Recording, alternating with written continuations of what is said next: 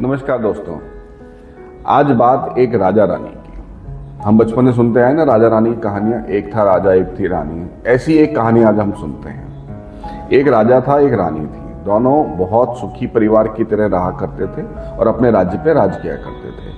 राजा बहुत ही धर्मिष्ठ और बहुत ही अच्छे राजा थे, प्रजावत्सल थे, प्रजा का बहुत ध्यान रखते थे। उनकी हर चीज का ध्यान रखना, कैसे उनका डेवलपमेंट होगा, राज्य का डेवलपमेंट कैसे होगा, यहाँ पे नई नई चीजें, नहरें खुलवाना, धर्मशाला खुलवाना, मंदिर बनवाना आदि आदि बहुत सारे काम वो किया करते थे।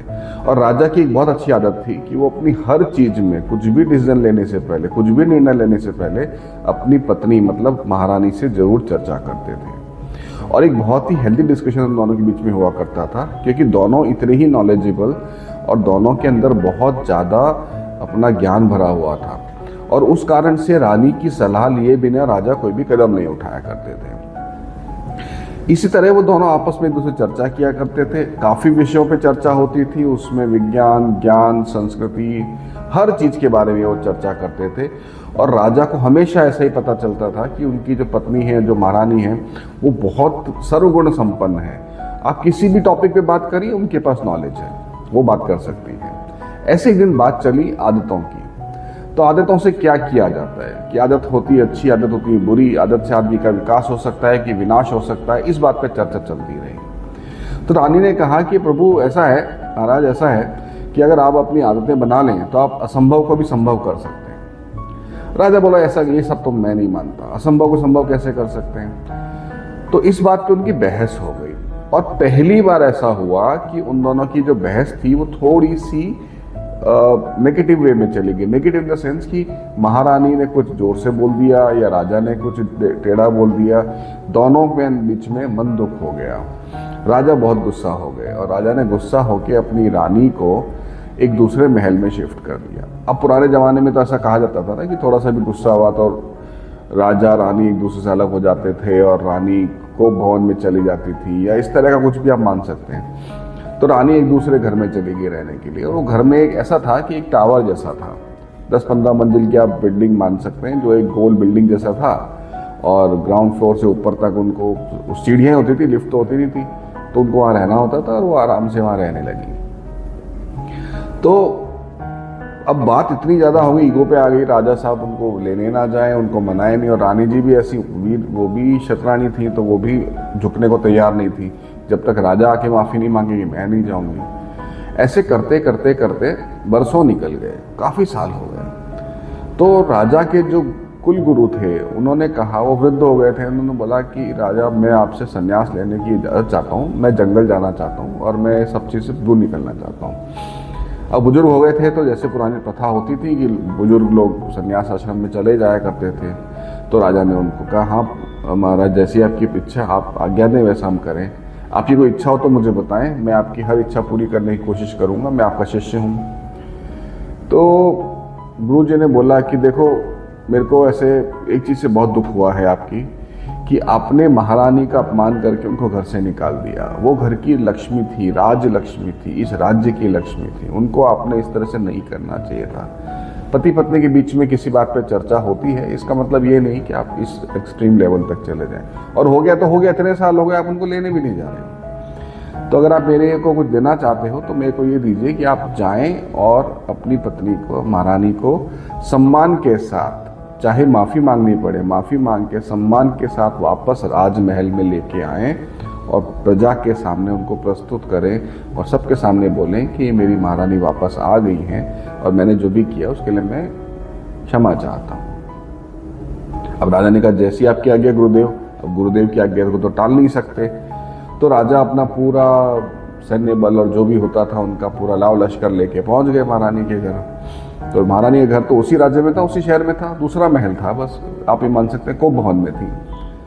अब राजा वहां गए तो क्या देखते हैं कि महारानी एक पूरे बैल को उठा के अपने कंधे पे रख के नीचे से ऊपर ले जा रही है। मतलब 10 मंजिल की इमारत के ऊपर एक बैल को अपने कंधे पे रख के एक कोमल सी महारानी नीचे से ऊपर ले जा रही है। ये देख के राजा आश्चर्यचकित हो गए, बोले ये क्या हुआ, ये क्या कर रही है महारानी आप, और ये कैसे संभव है, आप में इतना बल शक्ति कहां से आया। तो महारानी बोली कि अगर आप इजाज़त दें तो मैं आपको डिटेल से बताऊं। तो बोले बताइए। क्या आपको याद है हमारी किस चीज़ पे बहस हुई थी? हम आदतों के बारे में चर्चा कर रहे थे। तो आदतों में मैंने आपको बोला था कि असंभव को भी संभव किया जा सकता है और आप इस बात को मान नहीं रहे थे। इसी बात पे हमारा आर्ग्यूमेंट हुआ था। लेकिन इसी पॉइंट को प्रूव करने के लिए मैंने जब आपसे मैं अलग रहने लगी तो मैंने निश्चय किया कि मैं ऐसा कुछ असंभव काम करके दिखाऊंगी ताकि मेरा जो पॉइंट है वो प्रूव हो जाए कि हाँ, असंभव को भी संभव किया जा सकता है अगर आप आदत डालें तो बोले आपने क्या किया ऐसा? बोले ये जो बैल है ये पहले बछड़ा था, गाय का छोटा सा बछड़ा था।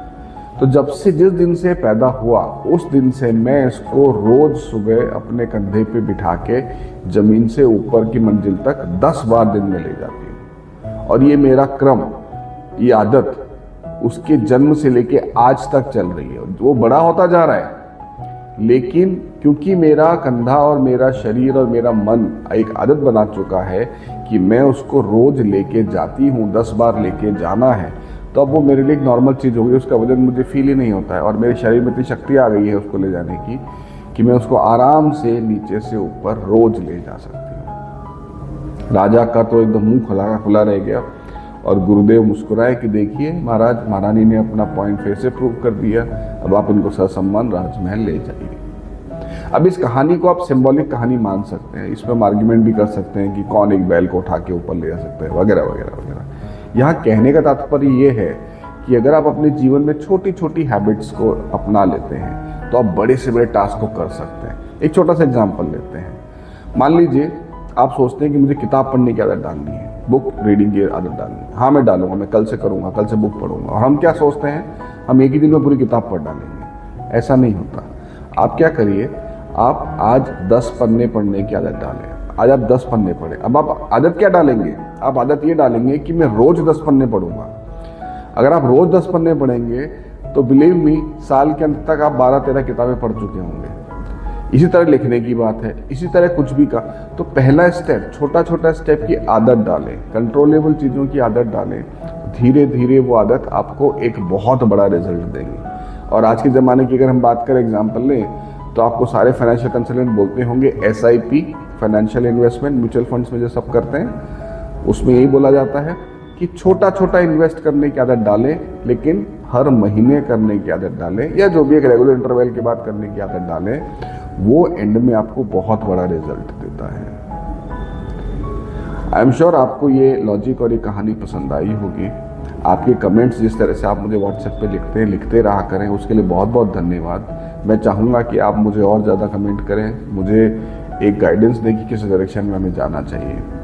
अगले शनिवार आपसे फिर मुलाकात होगी एक नई कहानी के साथ। तब तक नमस्कार।